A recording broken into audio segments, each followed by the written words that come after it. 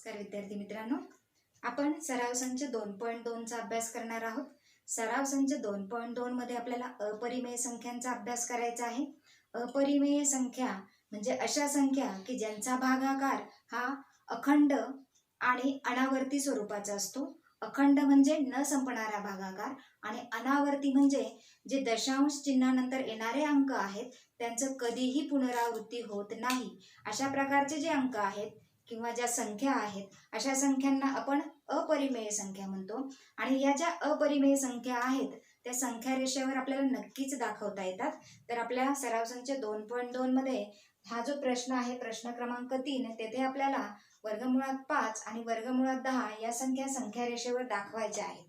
आता बघा, वर्गमुळात 5 ही संख्या रेषेवर दाखवत असताना वर्गमुळात 5 ही संख्या वर्गमुळात 4 च्या नंतर येईल। साहजिकच आहे, वर्गमुळात 5 च्या अगोदरची संख्या आहे वर्गमुळात 4 आणि वर्गमुळात 4 चा आपल्याला 4 चं वर्गमूळ माहिती आहे, कारण की 4 ही पूर्ण वर्ग संख्या आहे।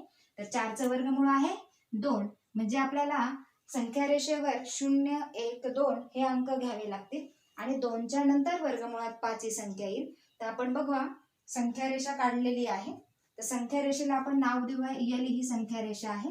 संख्या रेषेवर तुम्हाला माहित आहे की संख्या रेषेवर 0 असतो आणि शून्याच्या उजवीकडे जे अंक आहेत ते धन अंक असतात।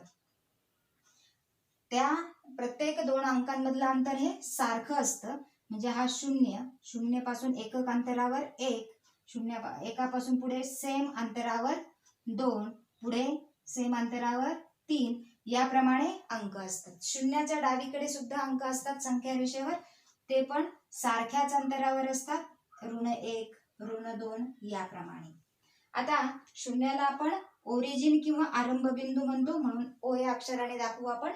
आता आपल्या वर्गमुळात 5 ही संख्या दाखवण्यासाठी ती 2 च्या नंतर येणार आहे। वर्गमुळात 4 म्हणजेच 2, तर 2 च्या नंतर येणार आहे, म्हणून आपण 2 वर काय करूया, लंब काढून घेऊया। लंब काढण्यासाठी आपण कोनमापकाचा वापर करू। बघा, 2 या ठिकाणी आपण 90 अंशाचा कोन करून लंब काढणार आहोत।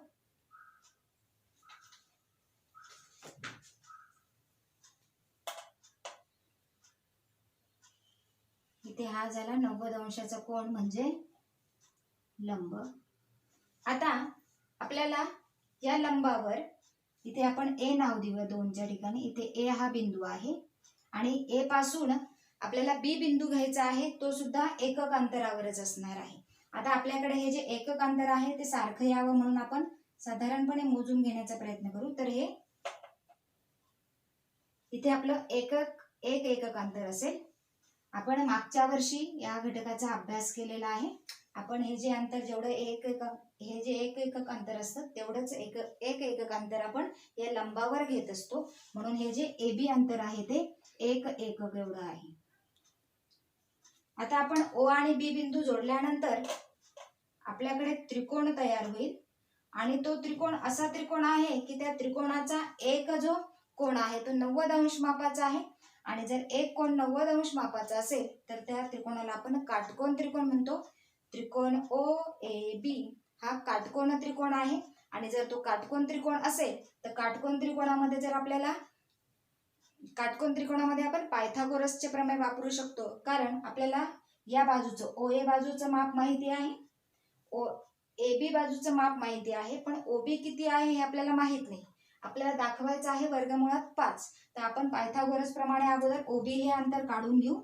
ओ बी याला या काटकोन त्रिकोणाचा आपण काय म्हणतो, कर्ण म्हणतो, कारण की 90 अंश कोणासमोरील जी बाजू असते त्याला कर्ण म्हटलं जातं। म्हणून बघा, त्रिकोण ओ ए बी मध्ये कोन ए बरोबर 90 अंश, म्हणून पायथागोरस प्रमेयानुसार बघा, कर्ण वर्ग बरोबर म्हणजे ओ बी वर्ग बरोबर ओ ए वर्ग अधिक ए बी वर्ग। आता बघा, ओ ए माप आपल्याकडे 2 आहे, म्हणून 2 चा वर्ग अधिक 1 चा वर्ग, 2 चा वर्ग 4 अधिक 1 बरोबर 5। ओ बी वर्ग बरोबर 5 मिळालेला आहे आपल्याला।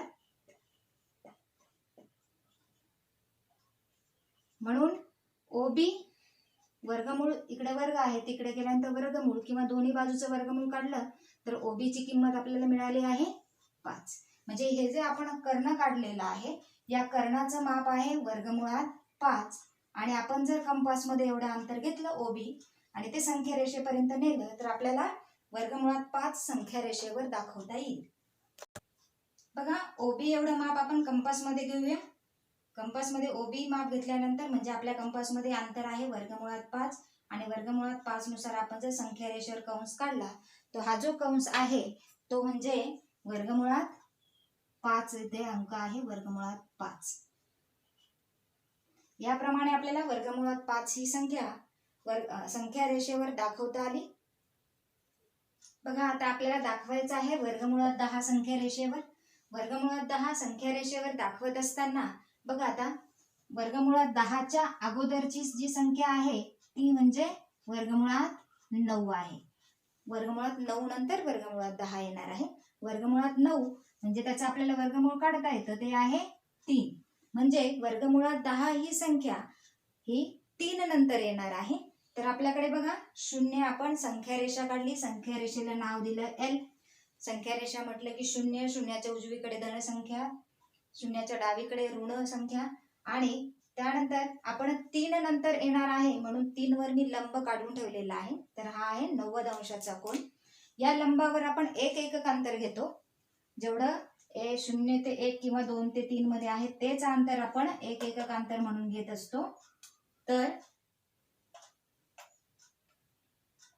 इथे आहे हे एक एकक अंतर. हा O बिंदू, हा आहे A बिंदू, हा आहे B बिंदू. आपण याच्याऐवजी PQRS पण नाव देऊ शकतो.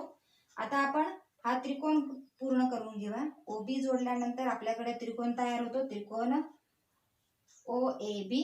त्रिकोण OAB मध्ये B हा 90 अंशाचा आहे म्हणून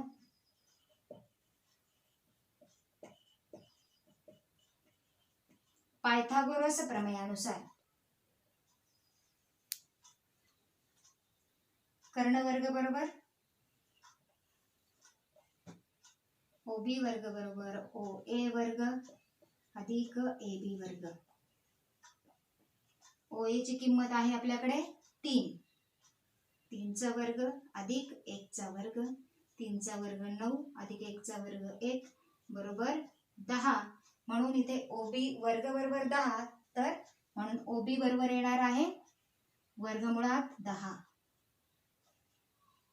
म्हणजे आपण जी OB हा काटकोन त्रिकोणाचा कर्ण काढलेला आहे त्याचं माप वर्गमुळात 10 असं आहे. आपण जर ते कंपासमध्ये अंतर घेतलं तर आपल्याला संख्या रेषेवर वर्गमुळात 10 दाखवता येईल. बघा हे O पासून B पर्यंतचं अंतर जे वर्गमुळात 10 आहे ते आपण कंपासमध्ये घेतलेलं आहे आणि आता त्याच्यानुसार आपण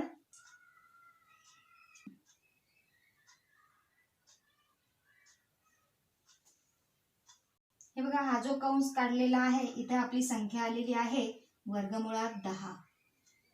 याप्रमाणे आपल्याला वर्गमुळात 10 ही संख्या रेषेवर दाखवता आली. यासारखे आपण ज्या काही अपरिमेय संख्या असतील ते आपण याप्रमाणे संख्या रेषेवर दाखवू शकतो. सराव संच 2.2 मधला प्रश्न 4 बघा. खाली दिलेल्या संख्यांच्या दरम्यानच्या कोणत्याही 3 परिमेय संख्या लिहा.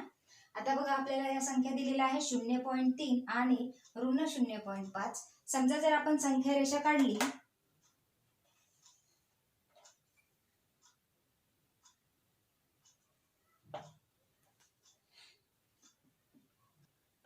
बघा संख्या रेषेवर शून्याच्या उजवीकडे धनसंख्या असतात, शून्याच्या डावीकडे ऋण संख्या असतात. त्याप्रमाणे एक साधारण आपण आकृती काढून घेतली.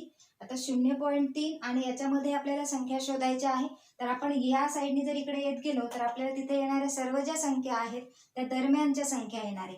आता 0.3 च्या अगोदर असेल 0.2, इथे असेल 0.1, 0. इकडच्या संख्या ऋण असतात, ऋण 0.1, ऋण 0.2, याप्रमाणे ऋण 0.3, 0.4, 0.5. या प्रकारे याच्यामधल्या आपण कोणत्याही 3च संख्या लिहायला सांगितल्यात. आपण कोणत्याही लिहू शकतो. मग समजा आपण लिहू धन 0.2, 0.1, 0, त्याप्रमाणे आपल्याला जर ऋण लिहायचे असेल तर आपण असं लिहिलं, ऋण 0.3 या 0.3 आणि ऋण 0.5 याच्या दरम्यानच्या कोणत्याही 3 परिमेय संख्या आहेत.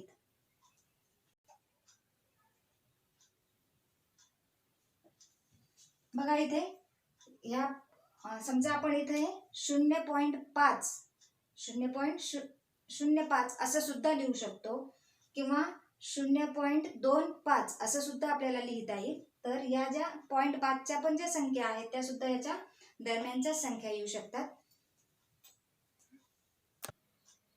बघा दुसरा उपप्रश्न, ऋण 2.3 आणि ऋण 2.33च्या दरम्यानच्या संख्या शोधायच्या आहेत. इथे पण दरम्यानच्या संख्या लिहित असताना आपण लहान संख्येचा अगोदर विचार केला आणि पासून आपण मोठ्या संख्येपर्यंत चाललो. तर इथे बघा 2.3 म्हणजे 2.30 आहे. मग त्याच्यानंतर 3 1 0 घेतला आपण, 3 2 1 घेतला, 3 2 2 घेतला. इथे आपण 3 अंकी, 4 अंकी, 5 अंकी अशा कितीही अंकी अगदी न संपणाऱ्या आहेत. हे अंक अगदी जवळ असले तरी त्याच्यामध्ये न संपणाऱ्या असंख्य अशा मध्ये असणाऱ्या अपरिमेय किंवा परिमेय संख्या इथे आहेत. इथे सुद्धा बघा 5.2 आणि 5.3 दरम्यानच्या संख्या लिहायच्या आहे.